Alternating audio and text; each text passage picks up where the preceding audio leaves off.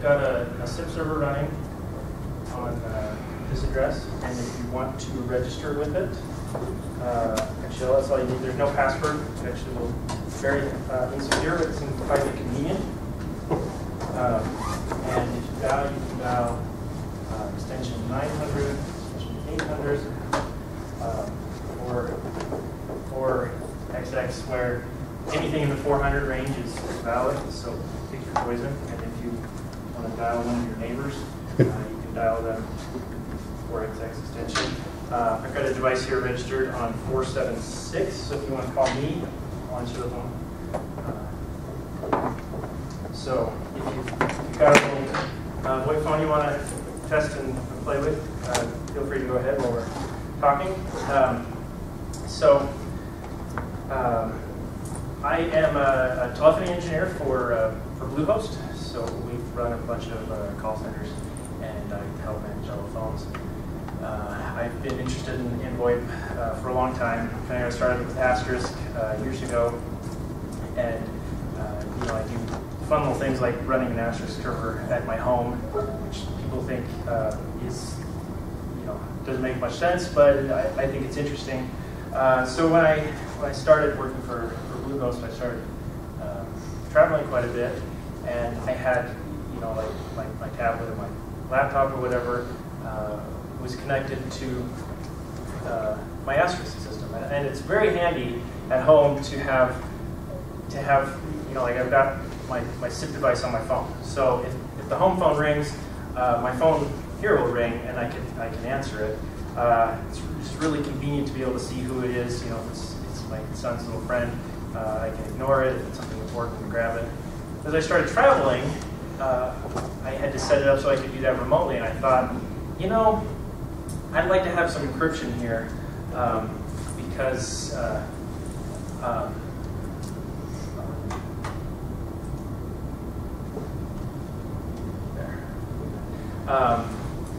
there's reasons that we might want encryption. There's some people out there who might want to listen in on us. There's people out there who might have ill intent for us. If you've ever put a packet sniffer out on the internet, you'll notice that there's a lot of VoIP traffic. There's a program called Suspicious, which a lot of people use to try to break into VoIP systems, and generally they try to use them for fraud, just to be able to make toll charges, toll calls using your dime and not their own. And so throwing some encryption in there can help in the process of securing yourself against that. There's also the threat of this guy. Actually, I got this off of Wikipedia. I think this guy won some award for being a great employee. That's why his picture is up there. I didn't fully understand the context. But you've got insider threats as well. So even within your enterprise, people you may think you trust, maybe not so much. So by putting encryption in there, you're making their job just a little bit harder. So TLS gives us authenticity. We know that the person we're speaking to is who we think we're speaking to, and not some man in the middle. If anybody's looked at WebRTC, TLS is a requirement there. I think that was probably a good idea on their part to just from the get-go require encryption instead of going plain text and then trying to hack it on in the future. Authentication in VoIP packets. If you're familiar with how SIP does authentication, there's a password-based authentication. It's not plain text. It's an MD5 hash, but it's still transmitted in the clear. You can alternatively use SSL certificates for authentication, which gives you some more robustness. And then there's the aspect of privacy, which I think is maybe one of the larger aspects. You've got metadata that's going through on each call, and that can be very valuable information. either in your hands or in the hands of others. DTMF info, you know, if you call up your bank and you're entering your PIN in there or your account number, that's all being sent as part of the media stream. So you'll want to encrypt that so that somebody isn't able to listen in. So a little bit of background on SIP, just so we all know where we're coming from. I'll kind of cover some of these topics. We're not going to get too much into any of the protocols, because that isn't the target of the course or the talk. SIP is a plain text protocol. So it's very easy to read, to grab off the network. You can see here a packet. This is an invitation. If you're familiar with HTTP, SIP looks very similar, and that was by design. So in HTTP you have gets and you have posts. In SIP you have invites and you have registers and cancels and things like that. So this is an invite to a URI named sipalice@example.com, and it's from Bob at example.com, and he is attempting to make a phone call to her. Very handy for troubleshooting because it's really easy to see, but that also goes the other way. You know, somebody who's eavesdropping, and it's very easy for them to see it. SIP is multi-protocol. The original was UDP, and it seemed like an obvious choice. So UDP is datagram based, and SIP actually, because as we saw here, some of these, like these call IDs, you can get extra headers, you can get payloads in there. You can actually overflow your datagram size, and then you're going to have to split it up, and that can cause real issues. So they address that with TCP. Retransmission, the thought was that with VoIP, if a packet ends up getting lost, that maybe that's not, like if it's lost or delayed, then it's not important. But with SIP, it actually is. So you have to deal with retransmissions, and as we saw here, there's this C sequence which kind of allows you to reorder your packets layers and know this is in reply to this and that, because they could come in any order. So somebody thought, let's put it on TCP. This gives us our retransmission and a number of features there. It's a little weird because TCP is a stream-oriented protocol and SIP is really more datagram-oriented. So there's some odd things there. But TCP also gives you some benefits with NAT, because firewalls typically treat TCP better than they treat UDP, especially like residential NATs. So there's some advantages. There's a hybrid protocol called SCTP. It's much newer than those other two. It's datagram based, but it does have sessions and some of the features of TCP. So it's kind of the best of both worlds. It's a newer one. It's not as widely supported. A lot of your operating systems will support it. You know, Kamailio supports it, but devices don't typically yet. So maybe something in the future.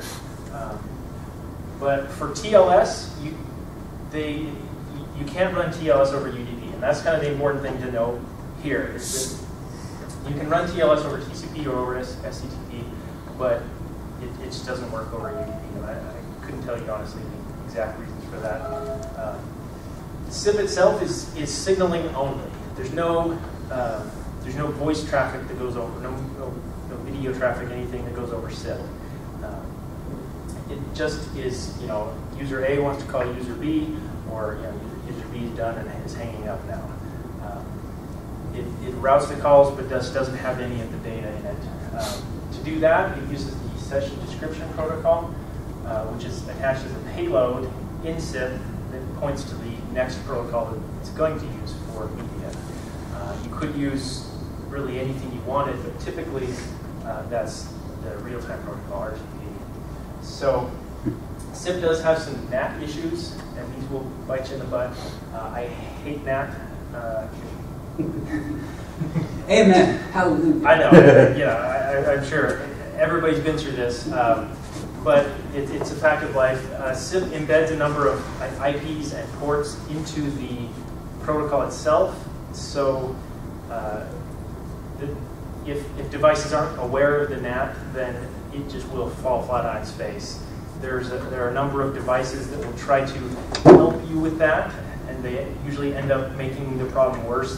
These application layer gateways, ALGs, they, in my experience, seem to work worse than not having it all. NAT is typically best handled by far-end NAT traversal, so the server can detect whenever there's NAT and compensate for it by. They've come up with some clever hacks, and they more or less work, but it's a pain. So hopefully NAT can go away. We can all get on IPv6, but I'm not counting on that anytime soon. And as more people get on IPv6, they'll screw up the firewalls anyway. So yeah, that's true. As IPv6 comes out, as terrible a job as the residential IPv4 firewalls are, the residential IPv6 firewalls will be even worse. And they just added NAT to the IPv6 stack in Linux. Okay. Yeah, you can do NAT with IPv6. I'm looking forward to carrier-grade NAT over IPv6. So here's an example of a session description protocol. And again, you don't even have to be an expert on this, but a few things that, as you're troubleshooting, will come in handy. It's a key value pair protocol, so you have down the left-hand column, you get V equals 0, so that says version is 0. That's the version number for this protocol. O equals, that's the owner string. And then when we get down to the M, this M equals audio, this is our media. So SDP can handle any type of media. It doesn't have to be audio. It could be video. It could be anything, really.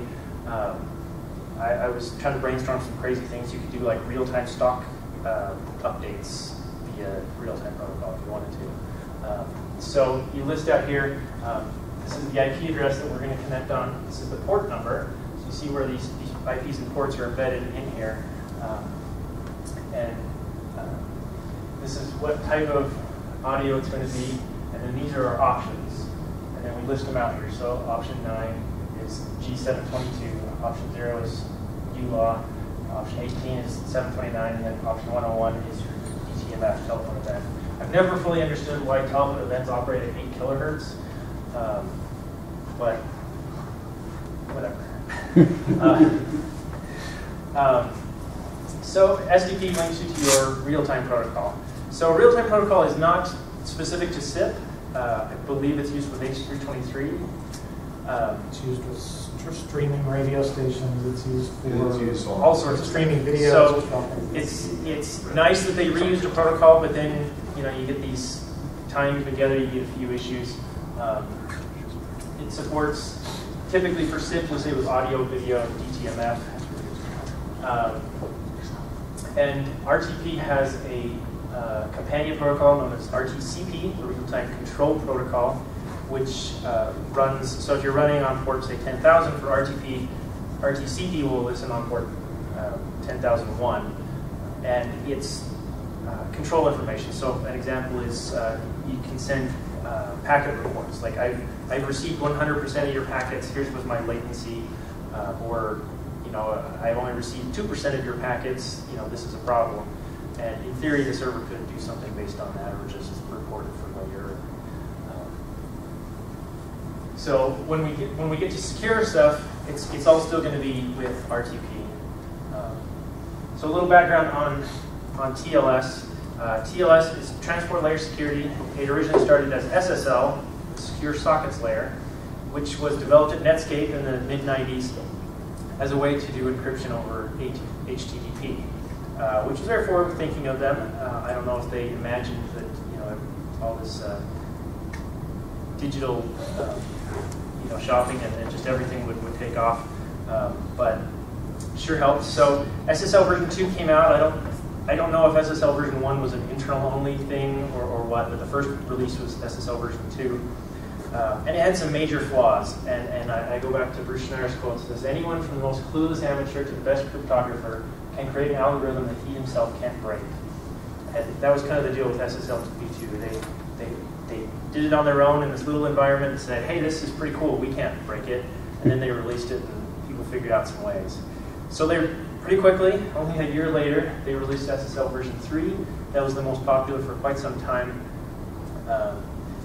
And was later discovered to have a few flaws, not terrible like SSL v2. SSL v2 is strongly encouraged to not ever, anybody should ever use it at any time. SSL v3 is discouraged, but not quite to the same degree. So they turned over SSL to the IETF, and they released version 1 in 1999, 1.1 in 2006, and then 1.2 in 2008. TLS used to be able to downgrade itself to SSL. That was when they were launching it initially. They would just fall back to SSL version 3. It was designed to be non-interoperable with SSL version 3. Even though it was very close, it just had a few tweaks, but they designed it specifically that an SSL to version 3 could not talk to a TLS1 because of the issues identified with SSL version 3, and they wanted people to move forward. There were some downgrade attacks, but I think most things now will refuse to downgrade to SSL v3. And despite this, and the fact that TLS has been around for 15 years now, if you look, there's still a surprising number. I think it's about 30% of websites still support SSL version 2. And that's just bad. I think a lot of those are IIS servers, but it's just in their protocol suite, and they just allow it. And if you say, hey, I want to go to SSL version 2, they'll let you. And the attack with TLS to SSL 3 is that if the client says, hey, I'd like TLS version 1, a man in the middle could intercept that and change it and say, actually, let's downgrade to SSL version 3. The server would respond back and say, okay, SSL 3 is good. The client would say, oh, he only supports SSL version 3, and would carry on. The man in the middle would be able to break the encryption. So there are some options in the various tools to allow you to specify which protocol level you'll support. I would really recommend going with at least TLS1, just for those reasons. And there's really no reason not to. So the biggest problem that I see with security is really not the security itself. Like Pete Ashdown was saying it yesterday in his keynote, the math is good, it's the infrastructure that has issues. And one of the biggest problems I see is key management. So certificate authorities are meant to fix that, or at least help address it. A certificate authority is basically a third party. So if I connect to a server, Alice connects to Bob, how does Alice know that Bob is really Bob? I mean, Bob will obviously say that he's Bob, but Bob could be an attacker pretending to be Bob. A certificate authority is where you get a third party who will tell Alice that, yes, this is really Bob, and they do that in the form of digital signatures on the certificate. And then Alice knows that she can trust Bob. It can be used both directions. Certificate authorities can revoke those certificates, so that and we all went through this with Heartbleed, because those private keys potentially were leaked. Everybody's recommended to revoke their certificates and get new ones, which is great fun. Clients will ship with a lot of well-known certificate authority public keys built in. So if you look in your browser, you'll see hundreds of them. You can create your own certificate authority if you want, or you can use the public ones, or the ones that are out there. Creating your own certificate authority works really well inside an enterprise, because then the IT guys can sign those certificates and install the public keys on all the devices, and know that it's going to work. It's also possible to skip having a certificate authority and just have the certificate sign itself. It's known as a self-signed certificate, and it's not, you don't have that authentication layer, but it does work. And actually, it's not too bad if the real danger there is just that first step. The first time you connect, you don't know for sure if it's the person you think you're connecting to. But once you connect the second time, you know it's the same as it was the first time, because you've got that public key saved. So depending on your usages, it may be an appropriate way to go. So to do TLS with SIP, we need to use either TCP or SCTP, like we said, and it's basically just a wrapper around the SIP protocol. So the SIP is the same inside, and then it's just got this TLS on the outside. It's the same way that HTTPS works. There's a number of protocols that are set up this way. Just be aware that there isn't any concept of a start TLS if you're familiar with that. Like IMAP or SNTP can do a start TLS, but SIP cannot, and that's okay. So we encrypt the SIP on the outside. That encrypts our metadata, and then we're going to encrypt our RTP in our media. It's good to note that these things are not required to work together. You can have encrypted SIP, you can have encrypted RTP, you can have them both at the same time, or you can have one or the other. So just because you get one layer of encryption, don't assume that you've got all of them at the same time. You'll want to make sure to verify both. And as I said before, the hard part is the key negotiation, especially with RTP. The thing with RTP is there's 4 different options. Who doesn't love options, right? The great thing about standards is there's so many of them to choose from. The common ones for VoIP are SDES, DTLS, MIP, and Zrtp. So we'll kind of talk about each of those. The first, and maybe the most common and popular, is SDES, the session, no. I'm drawing a blank on what it stands for now. SDES is Session description, protocol security description. Okay, there you go. So what it is, it's really kind of a naive thing. The RTP will just assume that the upper layer is secure, and it includes the key in it. Just, oh shoot. I meant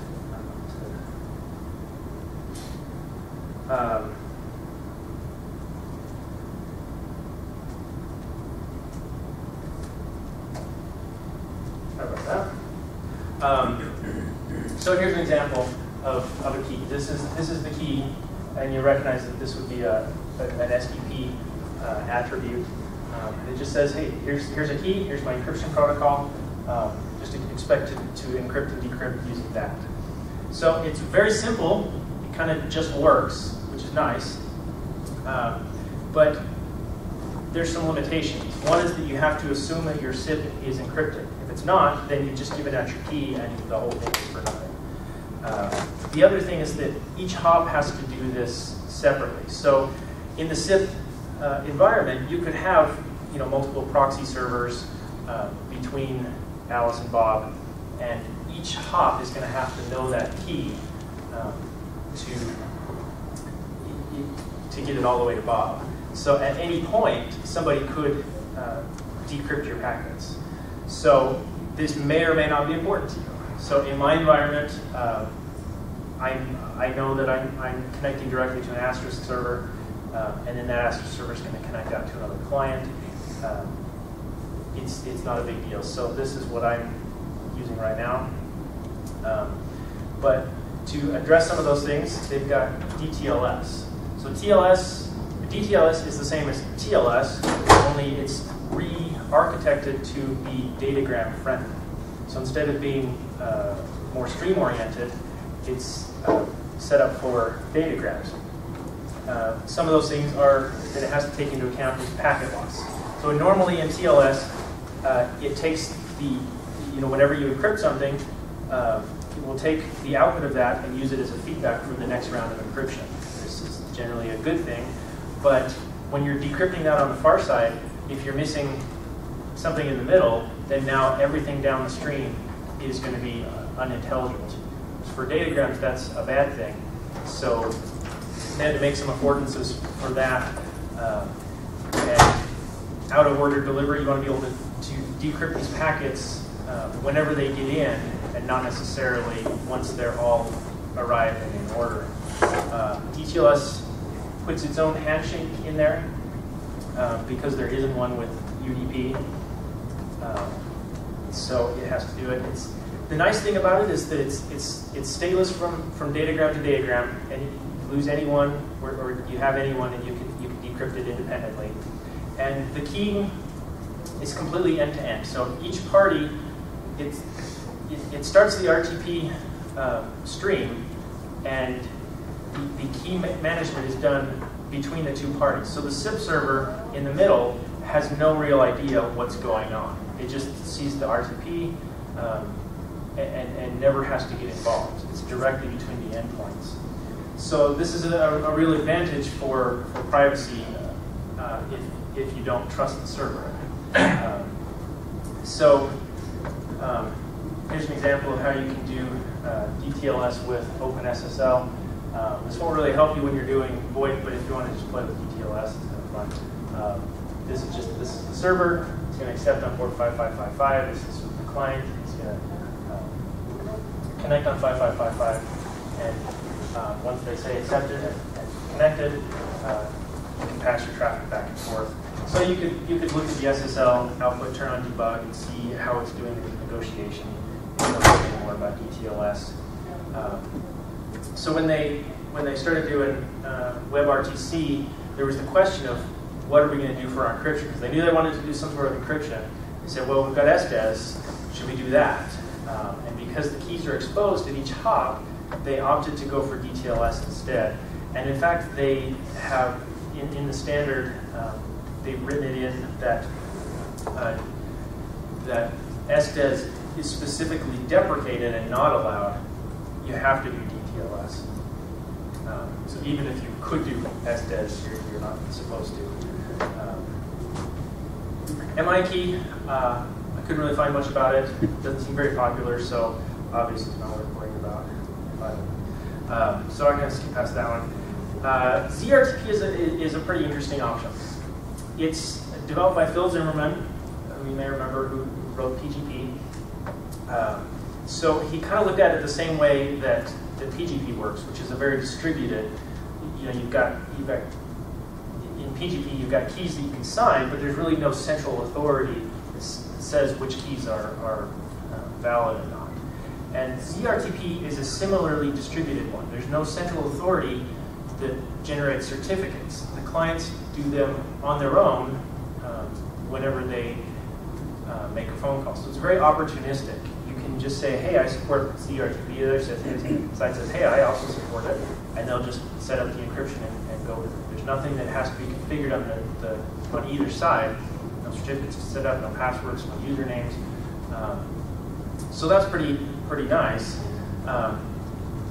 It is vulnerable to man-in-the-middle attacks because of that, but they get around that in an interesting way. So Alice and Bob start having a Zrtp conversation. They encrypt it, and it generates a hash on both sides based on the negotiated keys. So both sides are able to calculate a hash that only they would know by knowing each side of the key.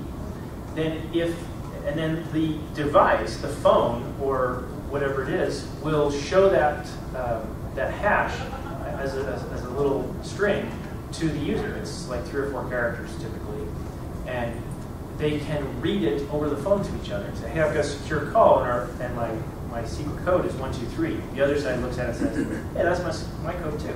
They know that there's no man in the middle, and they can verify that by their voice. They recognize it through the conversation. They know that it's the right person they're talking to. They know that there's no man in the middle. The next time around, it's going to keep that hash or keep those keys around, and it's going to use a different one for each party that you talk to. So if you get the same one every time, then you know that nothing's changed. There's no man in the middle attack. But if the next time you call and talk, Alice calls and talks to Bob, if it comes up and there's a different key, now she can say, hey, this doesn't match. Are you on a different phone, or what's the deal? And he says, oh yeah, I'm just in my office. So there's still some risk there, but really a pretty cool protocol. Doesn't seem to be very widely supported on devices. Soft phones, somewhat, but your hard phones, it just hasn't received much momentum, which is kind of a shame.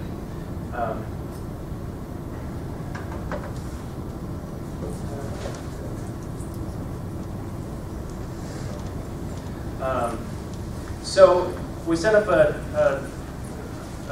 got a system running here. We're going to go through some of the configs, but this is our general architecture. We've got two phones, Alice and Bob.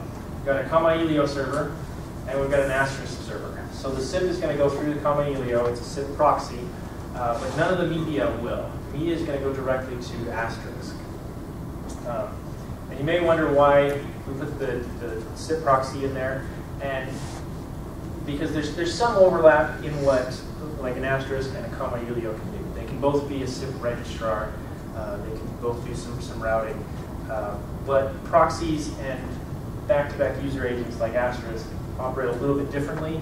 And proxies are a lot more lightweight, and there's a lot of kind of powerful things you can do if you're going to get down at the SIP level.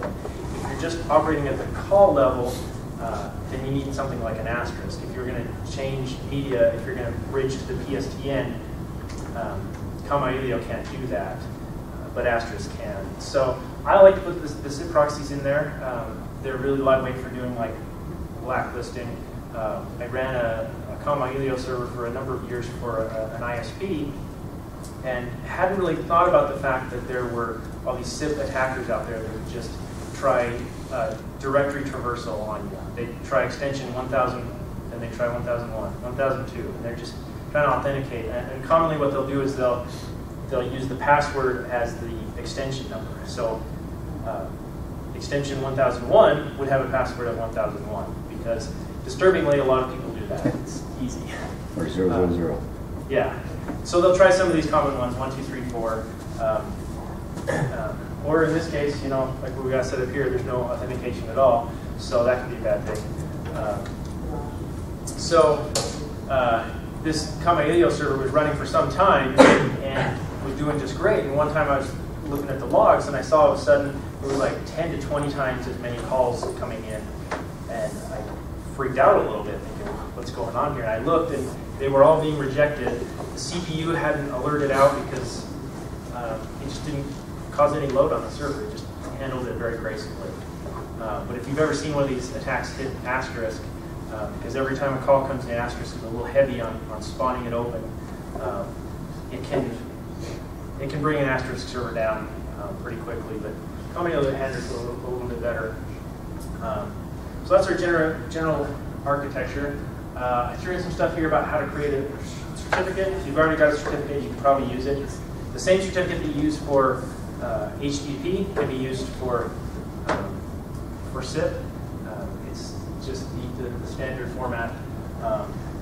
So you create the certificate signing request, you create the key, and you can either get signed by a CA or you can do it yourself. And this is an example of how you sign it yourself.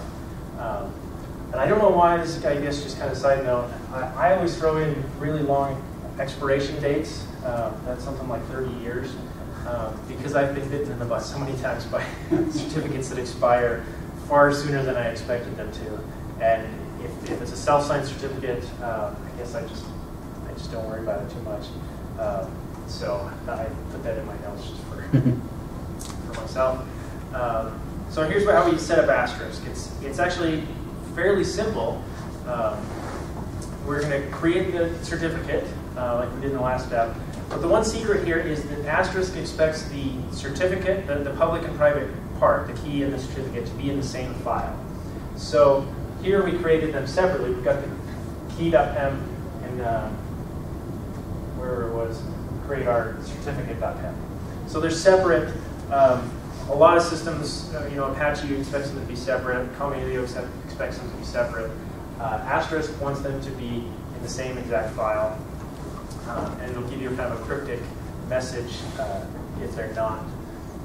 Then in your SIP.conf, in the general section, you just say TLS enable equals yes. You set the path to your certificate. You set the path to your certificate authority if you are using a CA.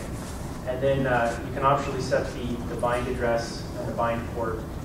For this example, I set the bind port to 5071 and 5070 because Kamailio is going to be listening on the well-known ports of 5060 and 5061. So Asterisk has to listen on something else. But just depending on your environment, you may not need that. So I've commented out there. So that'll enable the global settings. Then for each peer that you have, you just need to set encryption equals yes. So encryption equals yes tells it to use encrypted media. Transport tells it to use an encrypted SIP signaling. So by default, a peer in Asterisk will be allowed to use any transport. You can use TLS, TCP, UDP, whatever. If you tell it transport equals TLS, then it will only be allowed on TLS. So if a packet comes in on UDP, it'll just be rejected. So that's optional. The encryption equals yes is definitely not optional. And in our case, I got all the configs that I'll upload, the full configs. I have not uploaded them yet. So if you want to just grab the whole configs, but we have a peer set up for Kamailio. So we set it once, and then anything that comes from Kamailio will be encrypted. So then we set up Kamailio. Really pretty simple configuration there too. You just say enable TLS, load the TLS module, and then you point it to a TLS.cfg. There's a few TLS specific parameters that are set in a separate config file. Something to make sure of here is that both the RPMs and the Debian packages the TLS module is done independent. It's a separate loadable module, so make sure you grab that as well, otherwise it'll fail to load.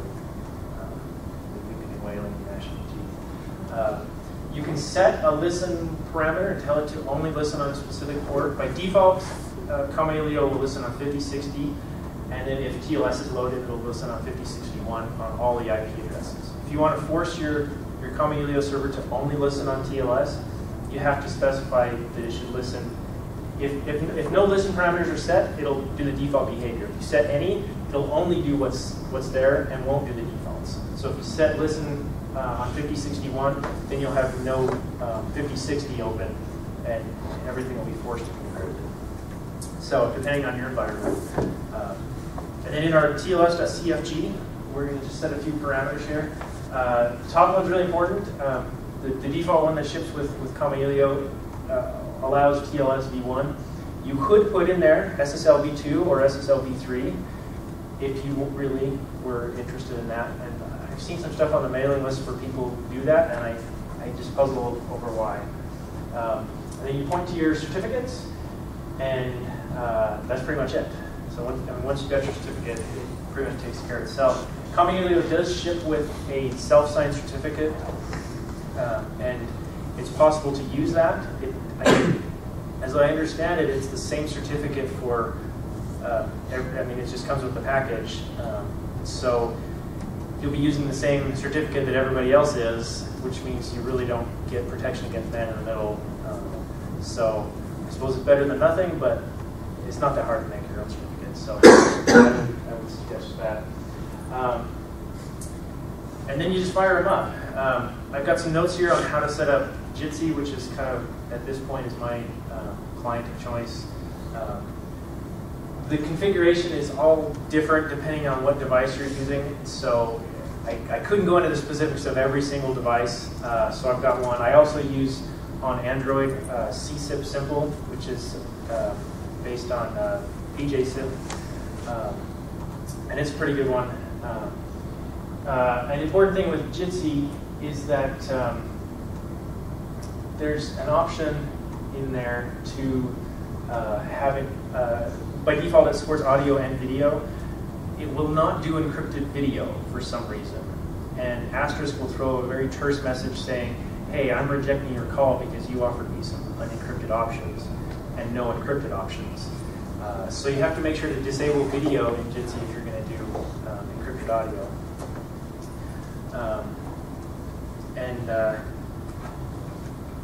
There's some limitations of TLS.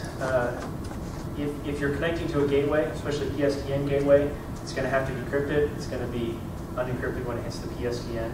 The PSTN, there's no encryption, there's no wideband audio. Like, really, the PSTN is why we can't have nice things, right? But it's a fact of life that everything kind of hits the PSTN for interconnection. So there is a SIPS URI scheme instead of SIP. It's been, I've read various things that it's not recommended, and something may not support it, so your mileage may vary there. The keying protocols are a headache, and there is some latency added in with encryption. I've not noticed much issue with it myself, but you know, it's doing extra work, so it's going to take extra time. So, was anybody able to connect to the SIP server? No? Of course, I spent hours messaging that.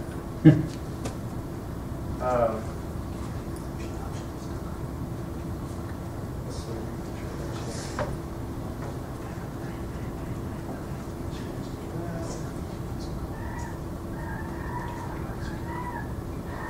So it's probably too small to see. But I'm here. Up at the top here, when it's an encrypted call, CSIP simple will show this little yellow bar that says, you know, this hop is encrypted. In Jitsi, I guess I can fire Jitsi there.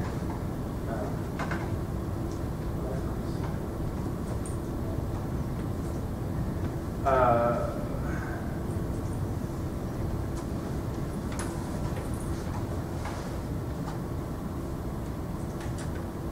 may not be on the same network settings or something. Yeah, it seemed to work, but I'm not sure about the Wi-Fi. So here's my config. You know, you set the one to only do TLS, otherwise by default it'll do TCP. Set port 5061 for this and the proxy. Under security, say it supports encryption. So I've got both of these set, and then mandatory for it. Then I had to disable the video options here. Let's call 476, I think is.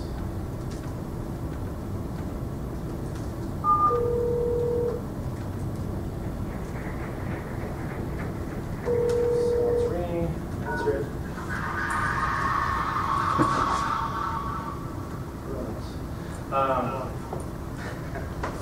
Let's just do that. That'll make some good audio. Yeah, that'll be awesome. too many microphones too close to each other. So you can see here on the Jitsi window, there's a little green icon. It shows that we're encrypted. We go to the info. Pops open on the window. And I realize that's kind of small. It shows the signaling transport is TLS. We're using UDP, Srtp, and the key encryption exchange protocol is SDES. So we can verify that, you know, that we did both TLS and SDES and using the Srtp. So it's pretty fun. I called home to my family last night and talked with them, and I thought I'd feel pretty guilty if I didn't use this when I called home. So I did, and it worked really great. I was talking to him over 722, so it sounded pretty good. And typically I find that the issues come up because I make a call over, you know, like 3G or something, and there's horrible packet loss, or I'm in some hotel that the Wi-Fi just really sucks. And TLS isn't going to help you there. But it is really nice to know that I can make a phone call home and know that, you know, nobody's eavesdropping on me on this public Wi-Fi. Call and harass my Wi-Fi. But maybe we'll skip that for another day. So that was pretty much it. Any other questions? Yeah. So what kind of devices are you using to encrypt? Is it all soft phones, or do you actually have some hard phones on there? So I have not yet successfully gotten any hard phones to do encryption. It's tricky. So I've got hard phones that claim they support it. I've got some that do. I've got a Cisco Linksys ATA that does TLS but won't do SRT, no, it's the other way around. It'll do SRTP, but won't do TLS. So you can do encrypted media, but not encrypted signaling. Right, Yeah, so, exactly. And I've got a whole zoo full of hard phones that the problem is always key exchange. How do you put the certificate on the Yeah, phone? I've got And a some phone. phones will only allow a certificate to be generated by the phone manufacturer. Yeah, so it's good. and that's the way it works, right? Right, so it does the SRTP automatically, but well, yeah, you have to get a signed certificate. I've got a Polycom that will just for the life of me not accept my certificate. Even if you load the CA on there, it pukes and says that the You have to certificate's have not it signed by signed. Poly. You have to have a Poly. Have to have a Somebody Poly. sign it. You can manually load a private. Yeah. It says It says you can manually load a private. Yeah. so. That's been my trouble. You weren't necessarily. That's right. Soft Trying to phones play work logic, really but well. logic was not okay. Yeah, go figure. Yeah. Any other questions? Media negotiation. Sometimes your packets can get pretty huge for every your SDP sessions. Like, oh, I want to try to negotiate RTP or SRTP or. Yeah, and if you're doing SDES and DTLS, and Yeah. you've got 5 different IP addresses, and if you've got IPv6 ports, then it'll list them all out there. You'll get all these like ICE candidates. Yeah, it can get big. So that's where you're really going to overrun your EP datagrams if you run EP. Yeah. Have you used, we haven't used ICE much. Have you had? I haven't really either because it seems to just work a little Make it better. sort of still, To just do the far end. ICE are still for people. Just to keep that pinholes open. Right. Yeah. The ICE, I believe, uses stun, but Yeah, if I remember right, ICE is built on top of stun and turn. right. Yeah. We've never used ICE exclusively, and I'm not sure how well it works. I've not talked to them. I know one of the guys who helped write the spec, but it's supposed to be pretty good. Yeah, I mean, with WebRTC, you'll see it a lot, but I haven't gotten too far into WebRTC. So for my purposes, I haven't really done it. I've just done the far end NAT traversal. And the NAT detection in Asterisk seems to be pretty good. It hadn't really been much issue for me. And the same for Kamailio, it seems to detect it pretty well. But of course, it always depends on the phones too, because for example, certain Cisco phones only listen on 5060, even on that. So you have to go through a TCP registration on those, or they won't get it. Yeah, they broadcast some. They'll broadcast on an arbitrary unique port, and they only listen on 5060. That was a fun week. Yeah, I have switched everything I can over to TCP, and it seems to fix just kind of some weird little things. And I like it. But then, of course, some of the devices don't do TCP as well as other devices. So, you know, that's why I say wherever you can. Here's just, this is to show, if you turn the verbosity up on Asterisk, it'll actually print your SDES keys on the console. And then they, of course, show up in the logs. So that's somewhat dangerous. But here's just a message saying that it's declining the audio stream, but doesn't really say much about encryption there. I guess that's not actually what's interesting, but yeah. Any other questions? All right.